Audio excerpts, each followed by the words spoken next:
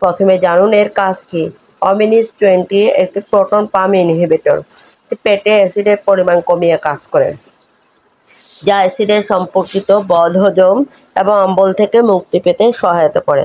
অমিনিস 20 এর পার্শ্ব প্রতিক্রিয়া: সাধারণ ডায়রিয়া, পেট ফাঁপা, মাথা ব্যথা, বমি বমি ভাব, পেট ব্যথা, বমি। কারা সেবন করতে পারবে এবং পারবে না? কিডনি রোগে আক্রান্ত রোগীদের ক্ষেত্রে অমিনিস 20 ব্যবহার করা নিরাপদ। অমিনিস 20 এর কোনো ডোজ সমন্বয় বাঞ্ছনীয় নয়। গুরুতর লিভার রোগে আক্রান্ত রোগীদের সতর্কতার সাথে অমিনিস 20 ব্যবহার করা উচিত। অমিনিস 20 এর ডোজ সমন্বয়ের প্রয়োজন হতে পারে। অনুগ্রহ করে আপনার ডাক্তারের সাথে পরামর্শ করুন। যকৃতে রোগে আক্রান্ত রোগীদের এবং যাদের এই ওষুধটি দীর্ঘ সময়ের জন্য খেতে হয়, তাদের কম ডোজের পরামর্শ দেওয়া যেতে পারে। অমিনিস 20 গর্ভাবস্থায় ব্যবহার করা নিরাপদ হতে পারে। যদিও মানুষের মধ্যে সীমিত অধ্যয়ন রয়েছে, তবে প্রাণীর গবেষণাগুলো বিকাশমান শিশুর উপর ক্ষতিকারক প্রভাব দেখিয়েছে। আপনার ডাক্তার আপনাকে এটি নির্ধারণ করার আগে বেনিফিট এবং সম্ভাব্য ঝুঁকি ওজন করবেন। আপনার ডাক্তারের সাথে পরামর্শ করুন। অমিনিস 20 সম্ভবত বুকের দুধ খাওয়ানোর সময় ব্যবহার করা অনিরাপদ। সীমিত মানুষের তথ্য পরামর্শ দেয় যে ওষুধটি বুকের দুধে প্রবেশ করতে পারে এবং শিশুর ক্ষতি করতে পারে। অমিনিস 20 গাড়ি চালানোর ক্ষমতা পরিবর্তন করে কিনা তা জানা নেই। আপনার মনোনিবেশ এবং প্রতিক্রিয়া করার ক্ষমতাকে প্রভাবিত করে এমন কোনো লক্ষণ দেখা দিলে গাড়ি চালাবেন না। অমিনিস 20 এর সাথে অ্যালকোহল সেবন করার সময় সতর্কতার পরামর্শ দেওয়া হয়। অনুগ্রহ করে আপনার ডাক্তারের সাথে পরামর্শ করুন। কিভাবে ব্যবহার করবেন?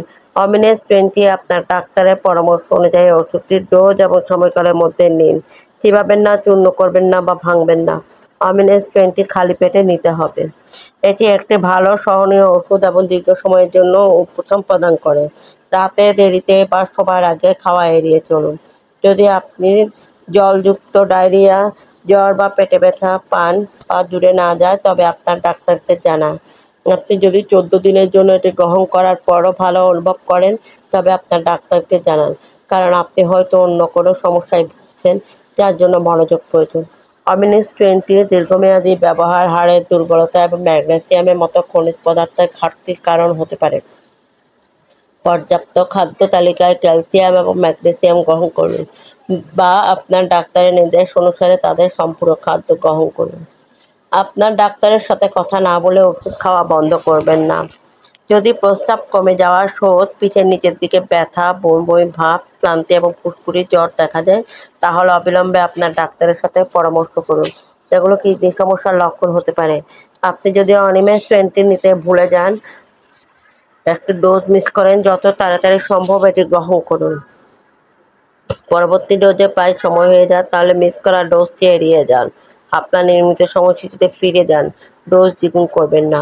পরিশেষে বলা যায়, ওষুধটি গ্রহণ করার আগে আপনার ডাক্তারকে বলতে হবে যদি আপনি লিভারের গুরুতর সমস্যা থাকে, বা অতীতে এই ধরনের ওষুধের অ্যালার্জি প্রতিক্রিয়া থাকে, বা হাড়ে ক্ষয় হয়। অন্যান্য অনেক ওষুধ এই ওষুধটিকে প্রভাবিত করতে পারে বা প্রভাবিত হতে পারে। তাই আপনার ডাক্তারকে আপনি যে সমস্ত ওষুধ খাচ্ছেন সেগুলো সম্পর্কে জানাবেন। নিশ্চিত করুন যে এটি নিরাপদ। এটি বিশেষভাবে গুরুত্বপূর্ণ যদি আপনি HIV, ছত্রাক সংক্রমণ, যক্ষ্মা, মৃগী রোগে বা কিছু ধরনের রক্ত পাতলা করার ওষুধ গ্রহণ করেন।